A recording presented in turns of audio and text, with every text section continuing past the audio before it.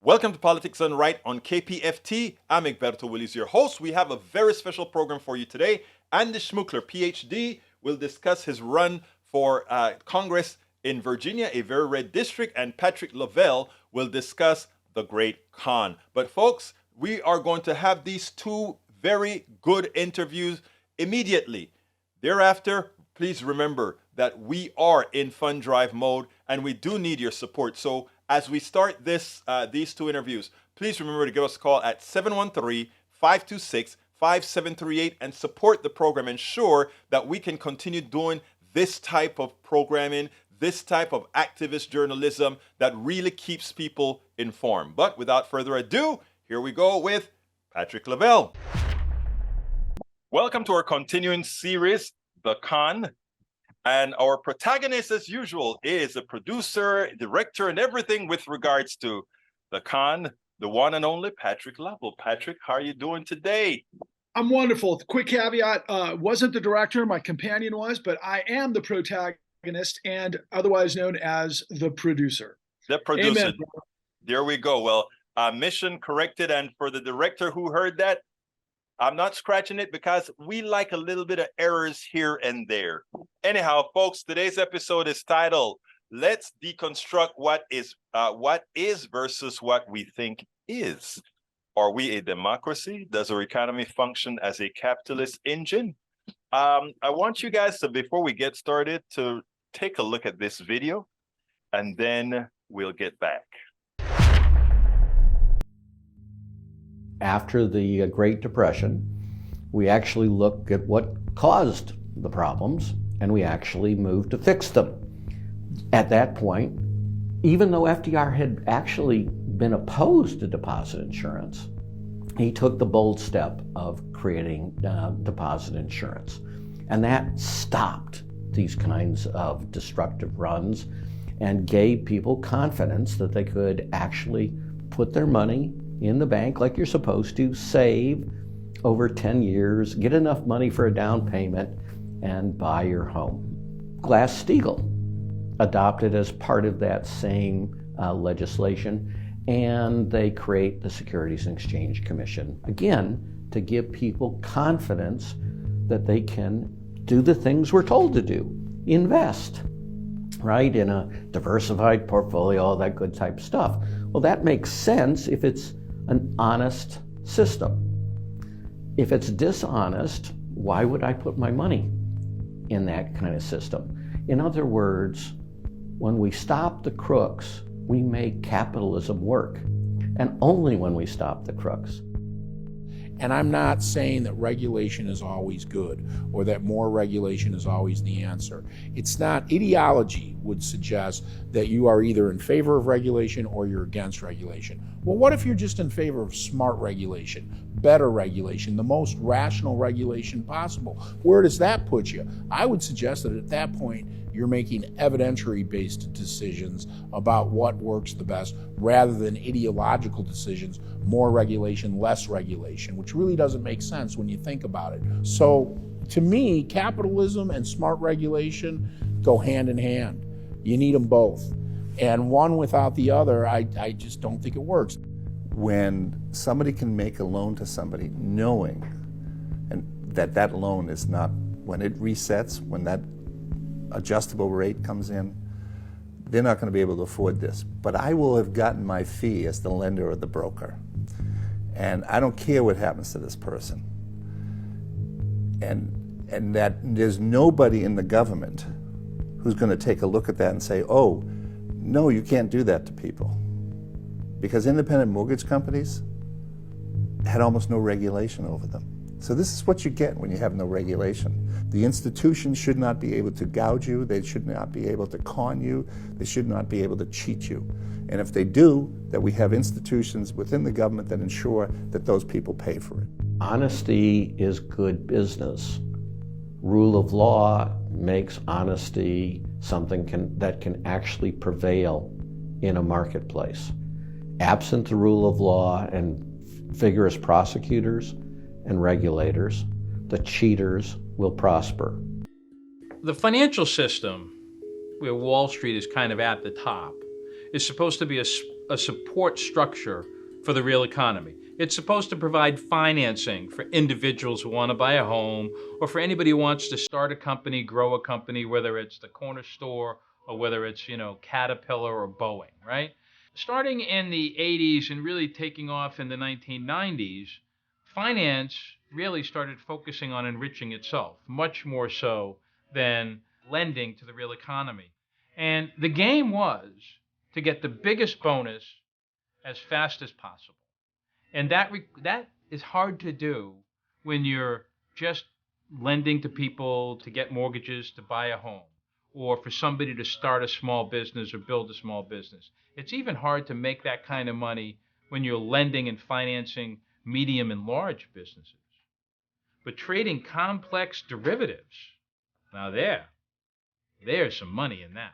And mainly the trading and investment operations of the banks, as opposed to the lending operations of the banks, basically took over the business model and focus of the too big to fail banks, the biggest banks in the world, even though they did not contribute much to the economy. In fact, most of it was socially useless. John Kay, an economist in London, wrote a book called Other People's Money. And in it, he talks about how, by his calculation and others, Goldman Sachs, by the time of the crash in 2008, less than 10% of the activities of Goldman Sachs actually related to financing activities in the real economy. Well, why is the U.S. taxpayer and the government backing and supporting gigantic, fragile financial institutions engaged in incredibly high risk and dangerous activities that are largely directed to enriching thousands of bankers who are already filthy rich, for the most part, as opposed to supporting banks that lend to the real economy, that allow people to save and build up nest eggs for retirement or for a home, or to put their kids through college, or to finance the pharmacy, the small business, the good idea. That's why the banking system exists, to service the real economy, not to be a parasite on the real economy to enrich themselves. And in fact, one of the most telling statistics is in 2007-ish, somewhere in there, the corporate profits of the financial sector in the United States was 40% of all corporate profits. So think about that. The support part of the entire economy was consuming 40% of the total profits. Well, that's a completely unbalanced financial system that's lost its way and is no longer focused on the real economy, which is what America is supposed to be all about. That's what creates economic growth. That's what creates jobs. That's what actually causes wages to go up. That's what enables people to have a higher standard of living and to achieve the American dream. Home ownership, your kids are going to do better than you, they get to go to college. That's what's supposed to happen as a result of the real economy being properly supported by the financial sector. And that was completely gone, by and large, by the 2008 crash. I want to ask you so kindly, please give us a call at 713-526-5738. Hit extension number 1 to provide whatever contribution you can for the program to ensure that we can continue doing what we're doing right here. Remember, you can also go to kpft.org. Again, that is kpft.org, and contribute whatever you can, $40 for a membership to vote throughout the Pacifica Network, KPFT, etc. A $100 donation will give you a Politics Done Right t-shirt that has the KPFT logo on it. And of course, it allows you to vote in the membership as well. Or if you want to go ahead and spend some time with me for a cup of coffee, I'll buy you a cup of coffee. It's a $250 contribution. And we will be able to go sit down and talk some politics and talk whatever you want to talk about. Again, 713-526-5738, extension 1. To give a contribution, or go to kpft.org. Do remember to select or say that this contribution is to support Politics Done Right. Patrick, are we a democracy for real? Far from it. You live in the great state of Texas. How would you Yes. describe the state of affairs in Texas these days? It's horrendous. We have a a legislature that cares nothing about the people. We have people, even as we have insurance that everybody should have access to, they're being denied. Doesn't seem like a democracy to me, especially since it was democratically passed. You know, recently I've been spending a lot of time kind of conceptualizing, if you will, the last 100 years of American history. And, you know, I'll just stay off the top. You know, whatever this era is a far cry from what the United States has been, minus a lot of incredibly horrific eras that we've had to overcome. But in terms of actual, I'd say, awareness of the way things are in this era, given the amount of information that exists, it's incredible how many people actually feign belief that democracy is still hanging on by a thread. The way I frame it, Egberto, is no, we are not a democracy, not even remotely close to a democracy, but it's even more diabolical than that. The way I frame it, Egberto, is we're a corporate fascist state undergirded by a criminal syndicate. And in your video, you describe, in that video, people saw things like derivatives, and people may say, what the hell does derivatives have anything to do with, let's say, our capitalist structure and our democracy?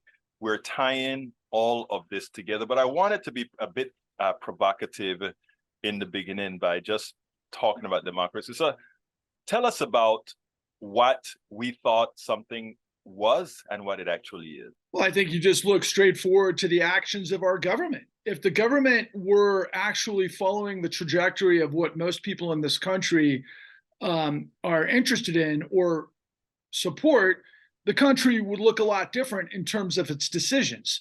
So what we have is an inverted perverse, I think that's it, inverted perverse sort of relationship to power, to where, and it may in some people's estimation have always been this way, but I can tell you it is this way in this modern era. It's government for the minority, which is ultimately of, by, and for the corporation. And who is the corporation is the question. And there are hierarchies within that sort of framing. But most of it follows what fuels everything in this country, which of course is capital, not necessarily to be construed, although many do it, as do you and many others, and justifiably so, with a minor caveat, which is really the ultimate reveal. Capitalism, in many ways, capital fuels whatever the situation is. It comes down to policy. It comes down to structure. It comes down to integrity of systems or lack thereof, and ultimately how they perform. And therein lies the answer, Egberto. Now, you mentioned that we are supposedly a capitalist engine, but from from the previous video that I showed, it's interesting because it turns out that these guys who are the bastions of capitalism are simply moving paper. They're creating these instruments that, as you mentioned in the video, does nothing for society. It simply moves money around.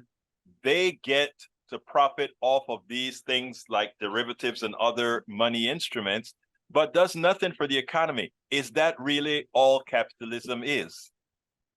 Well, the answer to me is it's a more direct correlation is to call it casino capitalism or late stage capitalism, which is actually not. Explain that, late stage capitalism.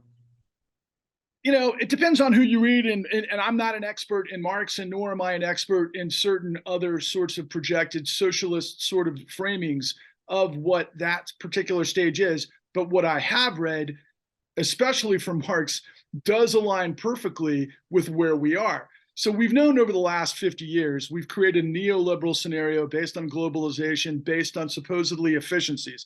Now, capitalism is definitely about efficiencies, supposedly.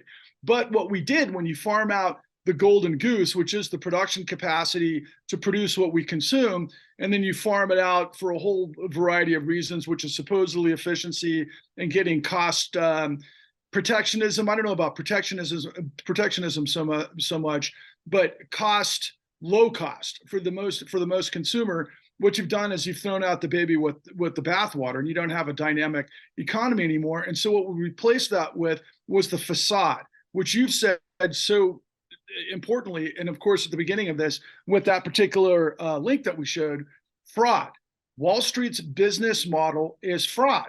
So the question becomes, if you don't have a consumer society predicated on income, how then can you somehow manifest a massive debt society that supposedly is underwritten correctly, presumably on all of the different underwriting standards that would project and determine the debt-based society? You can't. That's where it becomes a facade, because you're not in equilibrium, you're not in balance, and in the vacuum of that, fall. then you have to create the facade, which is created by fraud. Now, it's interesting because last time we spoke about the fallacy of infinite productivity. In other words, infinite growth. There's no room. I mean, there's steady state income accumulation, but then there's also this belief. If you look at the stock market, one of the reasons stock prices never correlate with the actual values of a corporation or whatever is they're looking at future value, and the future value assumes next to infinite growth. Impossible. I always tell people that if you want to learn why the economic system is a fraud, realize that if you have a pie and you have a piece of that pie is growing at 7%, and another piece of that pie is growing at 2%, that pie remains a circle. That means that 7%, as you do the derivative, that pie is going to eat up the entire space, the one growing at 7%. And when I thought you were going to say, when you mentioned late state capitalism, that is exactly what we envision here as late state capitalism, where we've grown. One side has grown so far that it has eaten the rest, which is what you manifest in much of what you display.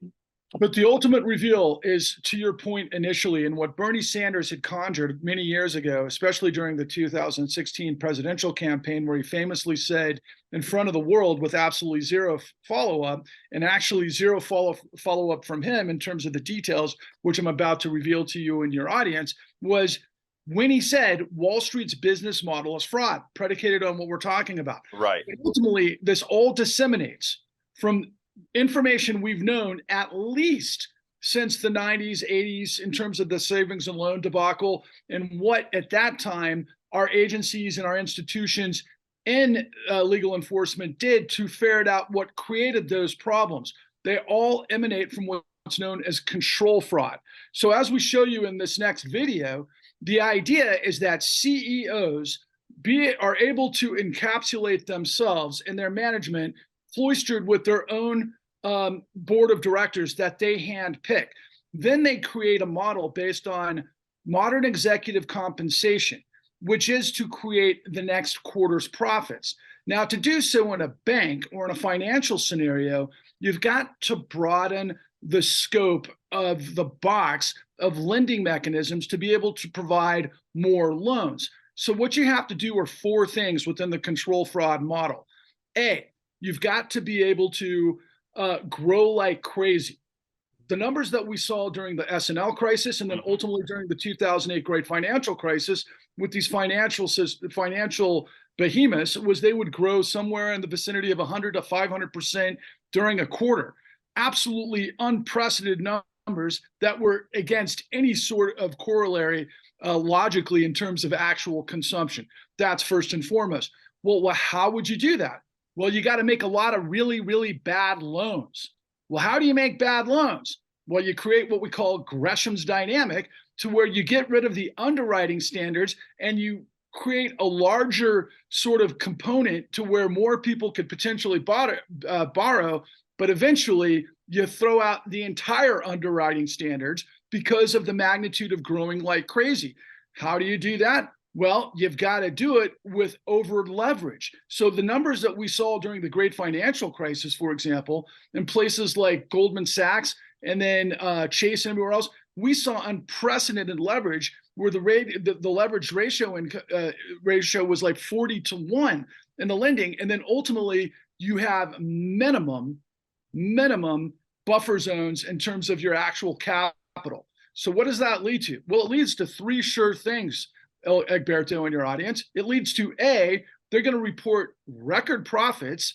B, the CEO and the board is going to get wildly successfully rich. And third, they're going to destroy the institution. So ultimately, what we do as a misnomer throughout American society, because no one in media grasps these very fundamental, detailed aspects of what is a criminologist's state of affairs, is to understand who did what, when, and how. Now, interestingly enough, we threw out journalism too. Ask yourself, where in the New York Times are they revealing this? Where in the Washington Post, or even the Houston Chronicle, or Post for that matter, if it still exists? And ultimately, how are they revealing what becomes this criminal enterprise, which we used to do within criminal referrals? They don't. And then ultimately what happens when the whole thing blows up? Who's investigating to find out what happened, Egberto? The same people that once worked for Wall Street. Revolving door. Revolving door, yeah.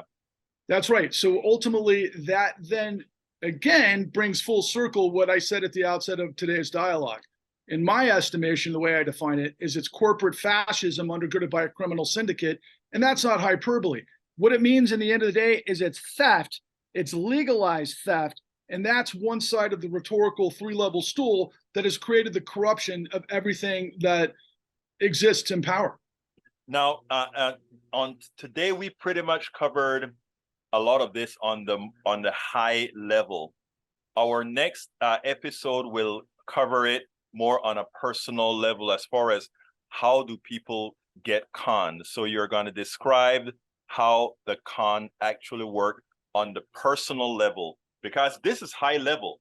The guys in the big offices, they have the big picture of the big fraud, but the fraud has to be executed one borrower at a time, one small person at a time. And that's what we're going to go over at the next time.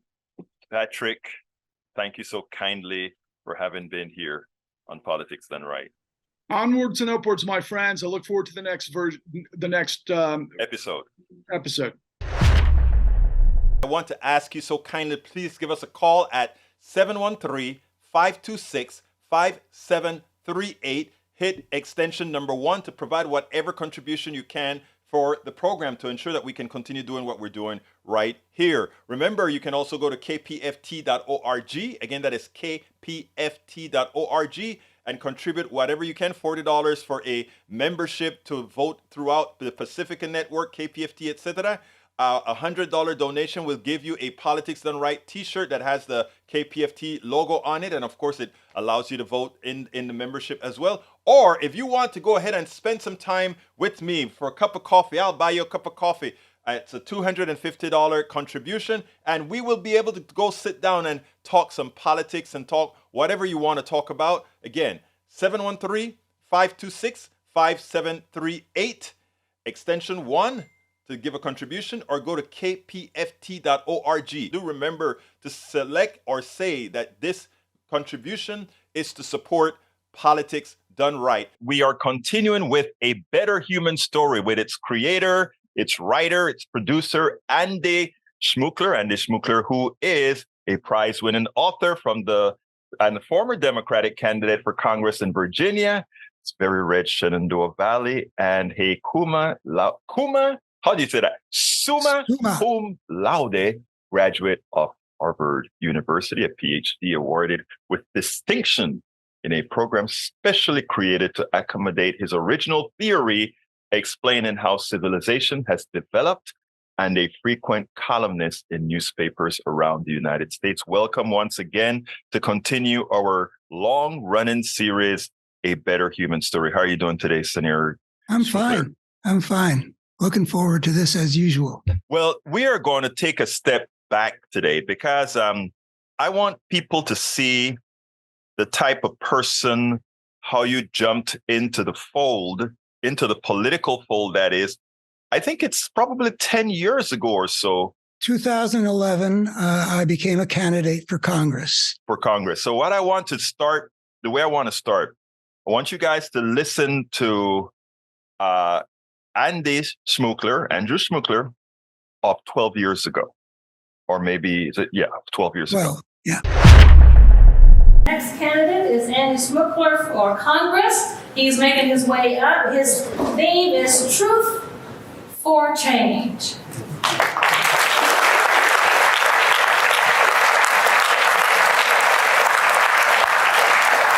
So what's at stake in these contests we have at the national level? Will it be Barack Obama or Mitt Romney? Will it be Tim Kaine or George Allen? Will it be me or Bob Goodlatte? Well, it would be nice to say it's just a matter of will the better man win. That would certainly do well for all of us, I think. But it's a lot bigger than that. It would be nice if it could also say, it's a matter of will we have liberal solutions to our nation's problems or conservative solutions to our nation's problems. Oh, I wish that were the case, but it's not. This Republican Party that we have now is not our father's Republican Party. It is neither conservative nor interested in dealing with our problems. This is a party which has become unlike anything we've ever seen at center stage of American politics. We have to recognize that we're dealing with something which is different from what we're used to, which is showing a dark and sick and broken spirit that has taken over a once great party.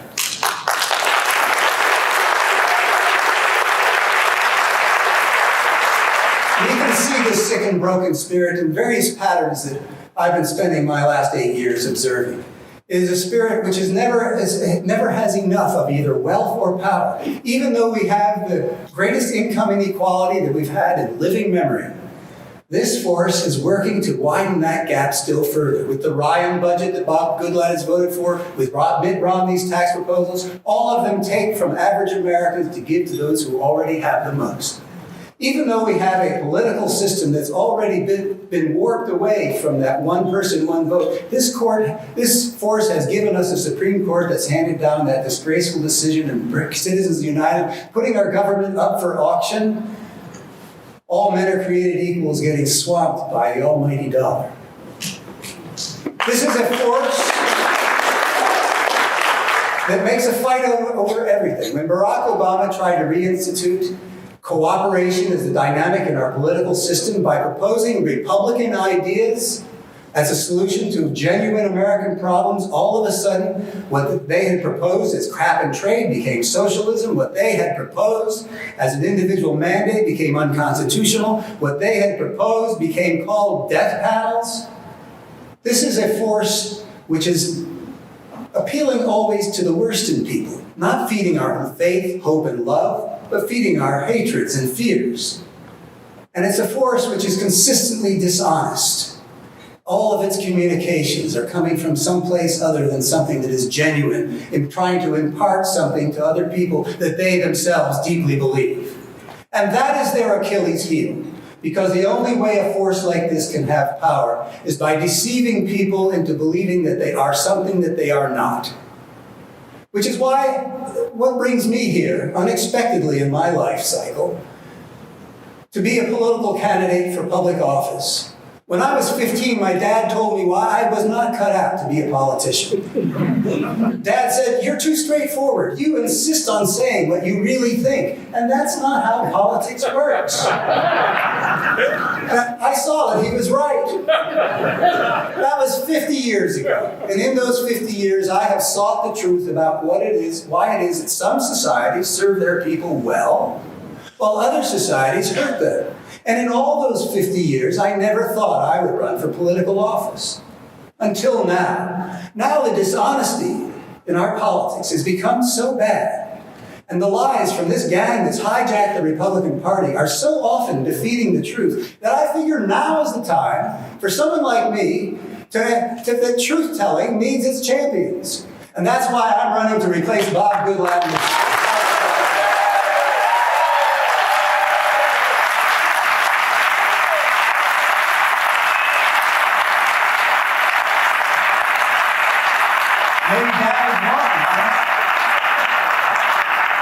We've got a job to do here in the 6th District that needs to be done on a national basis, which is to expose to the good, decent, conservative people of our country, of our district, that the force that they're supporting is not the friend of their own deep values. It is not conservative, and we can see that by the way they trample on our political traditions, like on the debt ceiling, which we don't deal with that way, like the filibuster that we do not use that way.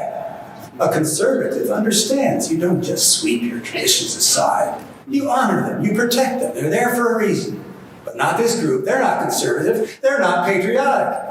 We now know that even before President Obama was inaugurated, they met together to say, we're going to make this president fail.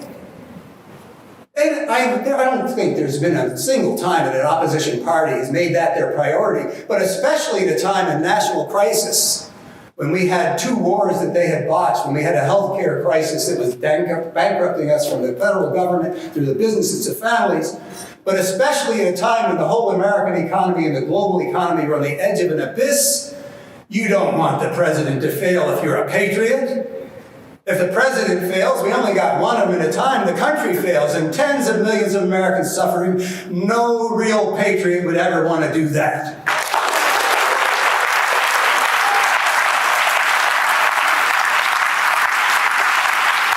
This Republican Party is a fraud. It is based on lies. You can see that in Ryan's speech last week. You can see it in every utterance. I can see it in the emails I get from Bob Goodlatte. They pretend to be one thing, they are another. The truth is our weapon. Let's go fight that battle and win it.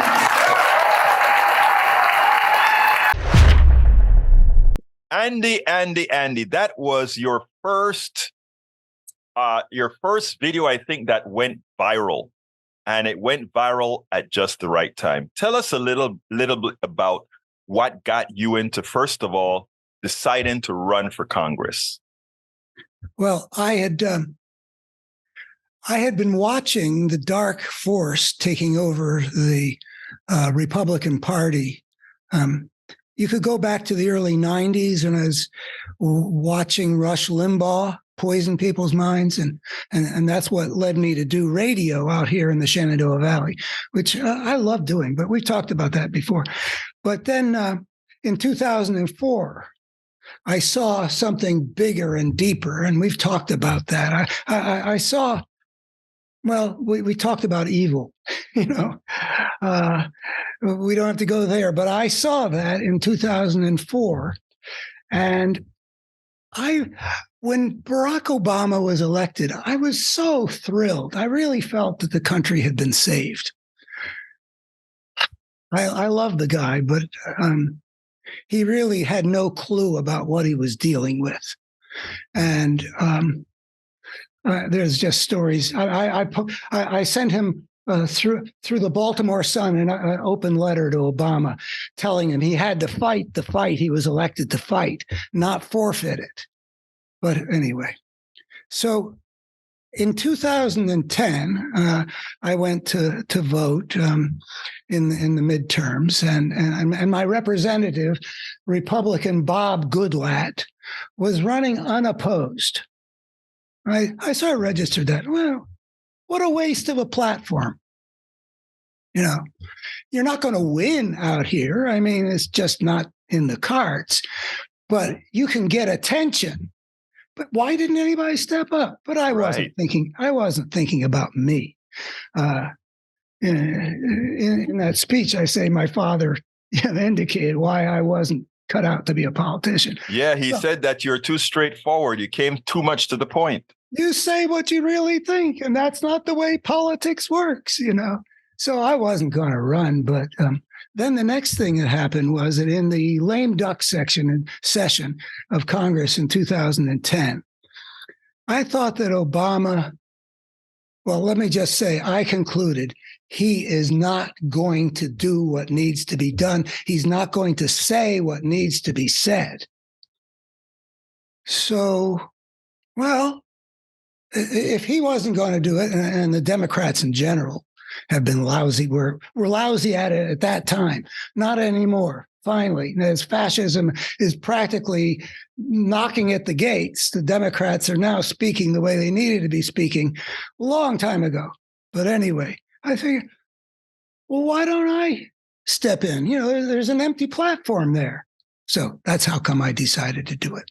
And that is great. What I liked about the way you spoke in the video that we just showed there is you enumerated not only the hypocrisy, because we talk about the hypocrisy of the Republican Party all of the times. Yes, all parties have their level of hypocrisy, but there was this level of hypocrisy that you showed in the past, supporting responsibility, now not supporting responsibility with the Affordable Care Act having a mandate.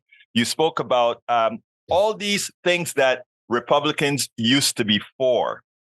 And Obama, instead of adapting, let's say, a progressive way to accomplish things, he chose their method. The Affordable Care Act was a Republican bill. He's such a conciliator, right? That he thought that we can get this done in a way that brings Americans together. And so he with respect to climate change, it was cap and trade. Right. But all that was worthy.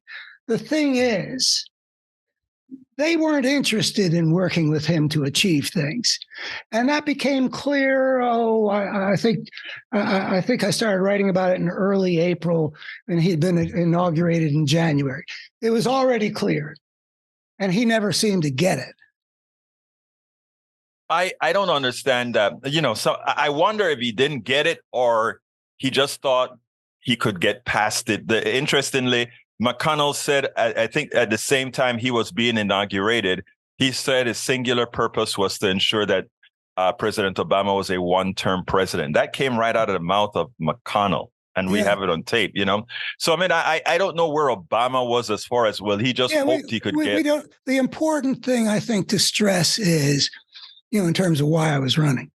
My business has been the truth, the pursuit of the truth, find things that are true and important and not widely recognized, and put them out as best I can, right? Whether it's on the radio or an op-ed piece or a book. I mean, that's what I've devoted myself to. And here was this political party that was patently fraudulent, that was dealing in lies and lacked integrity, and it wasn't being told to the American people that this is what it is. The reason it was gaining in power was because the power arrayed against it, the Democratic Party, seemed clueless. And we don't have to go into Obama, but anyway, in that speech I say, the lie is so often defeating the truth that now is the time that truth-telling needs its champion. And so I jumped in to try to expose in this very red area just what the people were supporting, which was something quite different from what they were being sold. Now, let me ask you something, Doctor. And I go back and forth a whole lot. And let me set it up this way. After we've had 4 years of Donald Trump as president of the United States, and everybody got a chance to see exactly who this person was, the evil that reigned within his psyche and his following. See also just what the Republican Party was.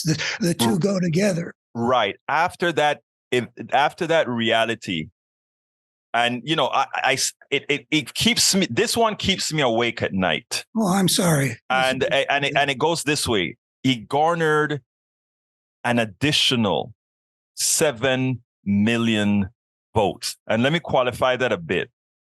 Donald Trump, 70 million. No, what I'm saying, he got, let's say he got 63 million or however million he got. I see. He increased the number of people. He increased by 7 million. And imagine Joe Biden now is the president that has received the most vote in America proper.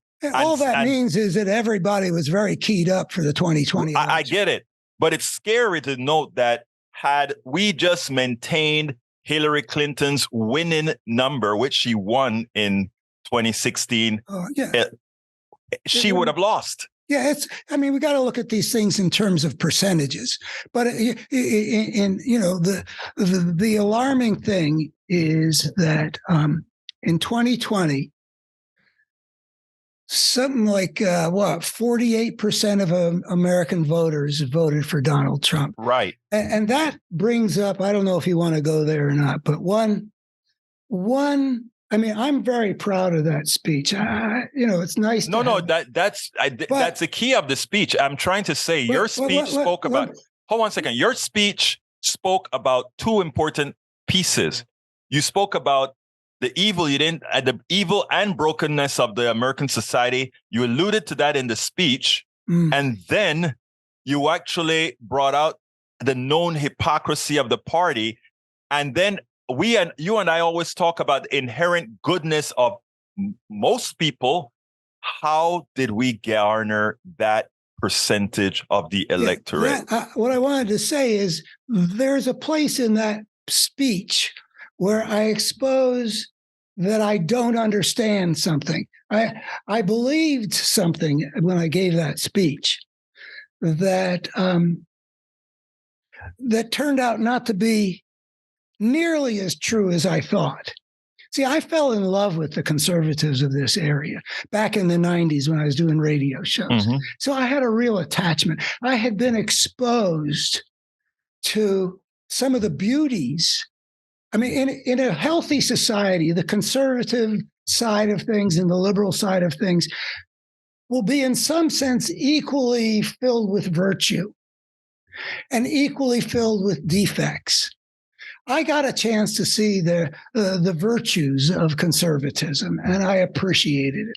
So in that speech, I say, we've got to go out there in this district and in the nation and help these good, decent conservatives realize that this Republican Party is not the friend of their own deep values. Well, what I've discovered is I do believe that they do hold those values. I experienced that. But I misunderstood what it would take to bring them back to aligning themselves with those values that they declare. I don't understand this. And we've talked about this last time we spoke. If you believe in good Christian values, how can you embrace a leader and a political party that are just the opposite of what Jesus preached? If you love the Constitution like these people do, like the people they're appealing to when the Republicans walk around in Congress, holding these, having these little booklets of the Constitution in their pocket. If you believe in the Constitution, if you revere it, how can you possibly align yourself with a political party that's right in front of our eyes assaulted the whole constitutional order? And I could go on with other things about conservative values that are directly opposed by the force that they support in the political arena. And when I gave that speech, I thought, if I could just, reach these people with a clear message and show them the truth. That Bob Goodlatte and as typical of the Republicans of that time and still was really not. He was getting voters to believe that he was about something different from what he was about. We saw what he's a party hack for a party that had gone over to the dark side. So now I want to ask you so kindly, please give us a call at 713-526-5738. Hit extension number 1 to provide whatever contribution you can for the program to ensure that we can continue doing what we're doing right here. Remember, you can also go to kpft.org. Again, that is kpft.org, and contribute whatever you can, $40 for a membership to vote throughout the Pacifica Network, KPFT, etc. $100 donation will give you a Politics Done Right t-shirt that has the KPFT logo on it. And of course, it allows you to vote in the membership as well. Or if you want to go ahead and spend some time with me for a cup of coffee, I'll buy you a cup of coffee. It's a $250 contribution. And we will be able to go sit down and talk some politics and talk whatever you want to talk about. Again, 713-526-5738, extension 1. To give a contribution, or go to kpft.org. Do remember to select or say that this contribution is to support Politics Done Right. You said you misunderstood, and I wonder if it is that First of all, I don't think you misunderstood at all. You said something there when you talk about working with conservatives, seeing the value in conservatives and liberals. I've done some living room conversation. There's a group called Living Room Conversations where you sit down and people from different sides of the aisle get together and they have a civil conversation. And one of the questions they asked me from around the other table is, why is it that you engage conservatives? And I said, because I need them. And they said, why do you need them? I say, I need them because I need to backstop my thought process. I need to be sure that I want to hear all the spears coming at my thought process so that if I need modification, they would provide that assistance in stress testing my beliefs.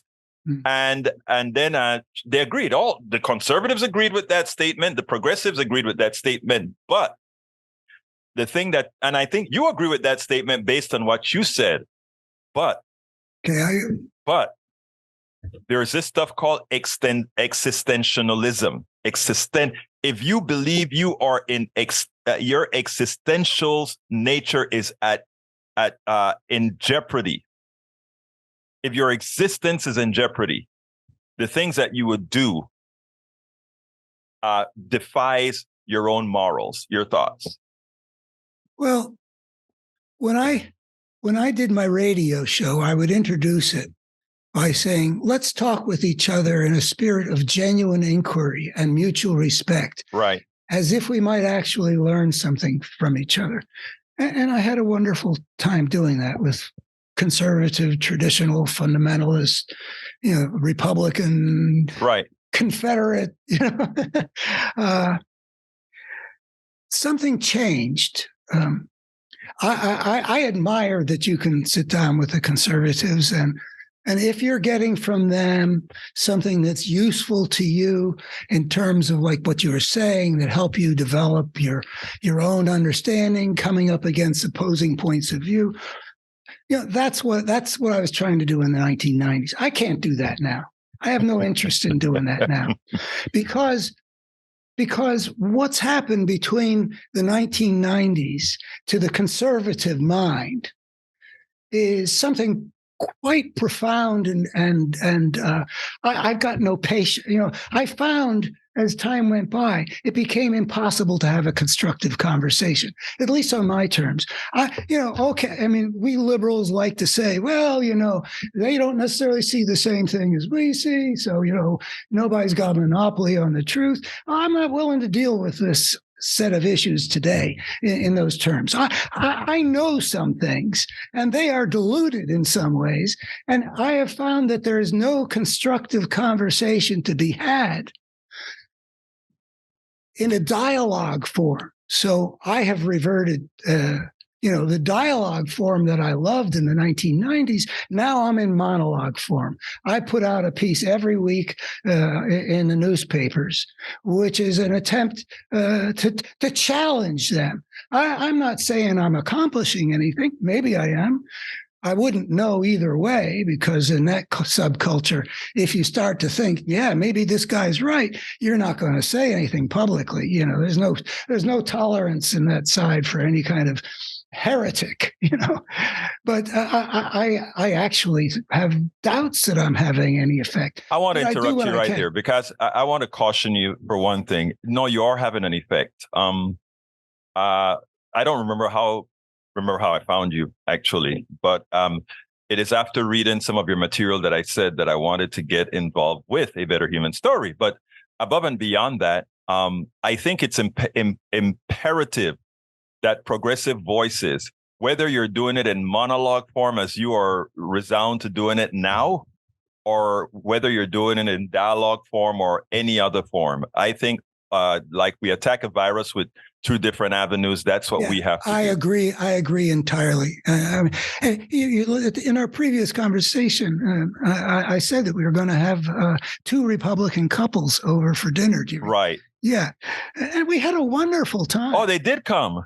They did. Oh, yeah. It was, a little bit over a week ago. Okay. Everybody had, it was just fabulous. We did not talk politics, but to have that great human contact is part of part of healing the country. Now, doesn't that tell you something, Doc? Doesn't that tell you something?